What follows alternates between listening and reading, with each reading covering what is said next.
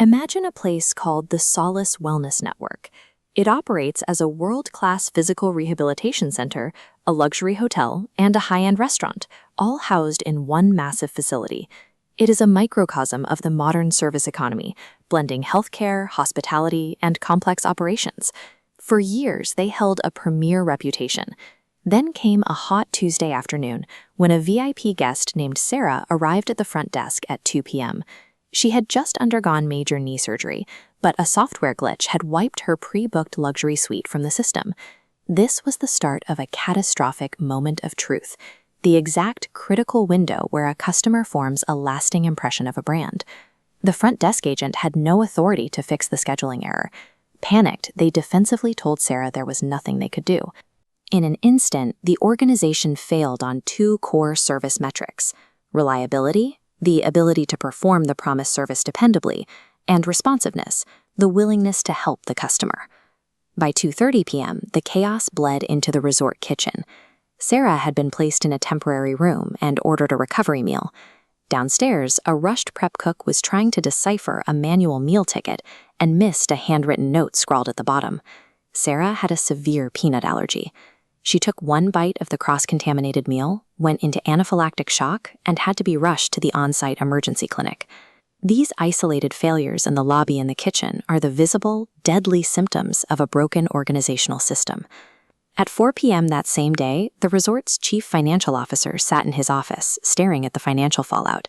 This chart illustrates exactly what the CFO was looking at: a massive spike in their cost of quality. You can see a small visible segment here at the bottom, which covers the immediate external failure costs, comping Sarah's room and refunding her meals.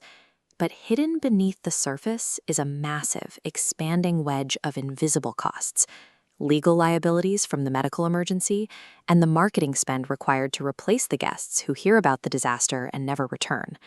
What makes this financial bleed so difficult to stop is a concept known as simultaneity. Looking at the left side of this diagram, in a traditional manufacturing plant, a defective part is caught by an inspector and thrown in a bin before it ever leaves the building. But in a service environment, as shown on the right, the product is produced and consumed simultaneously. The customer is physically standing inside your factory. Sarah was in the room while her experience was being manufactured.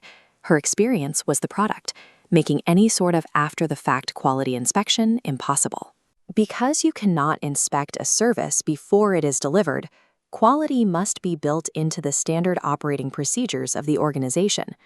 Failing to do so allows these external failure costs to erode the capital needed to stay operational. The CEO looked at the day's disasters and realized that instructing staff to try harder was a futile strategy against systemic decay. They initiated a structural overhaul.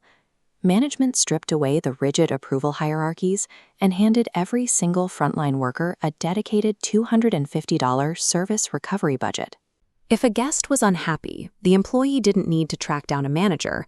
They had the immediate autonomy to spend up to $250 to fix the problem on the spot and salvage that critical moment of truth. Next, they stopped guessing what their guests actually wanted. They began tracking their Net Promoter Score, a daily metric capturing the voice of the customer, by asking how likely guests were to recommend the facility to a friend. By combining empowered workers with daily scoring, they took customer satisfaction out of the realm of vague emotion. It became a metric used to calculate the actual net present value of their returning customers over time. To address physical errors, Solace implemented a comprehensive client relationship database. This system tracked every individual physical therapy milestone and mapped every dietary restriction before a guest even walked through the doors. Here we see a digital interlock.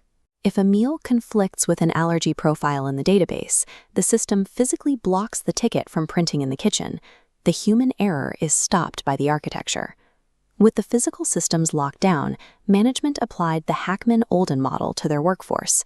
This framework is used to redesign jobs so that employees feel maximum task significance, meaning they see how their specific role impacts the well-being of the guest.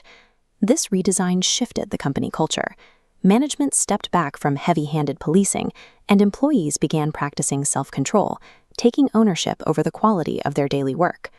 By installing digital fail-safes and pairing them with a motivated, autonomous workforce, Solace built a self-correcting quality machine.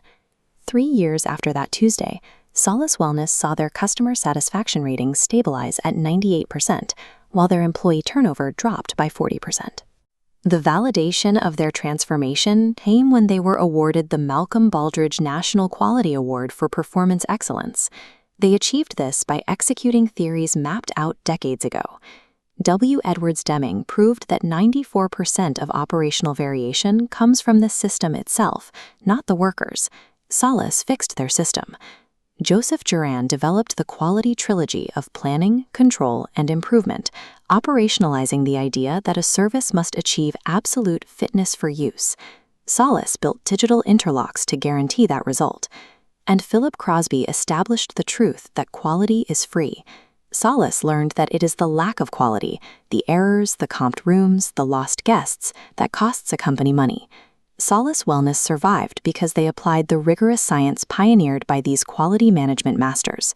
The structural blueprints that saved this facility apply equally well to an investment bank, a global consulting firm, or a regional hospital. That is the central thesis of QEM 535. Service quality is an objective, measurable science. Over the next 15 weeks, your challenge is to internalize these concepts.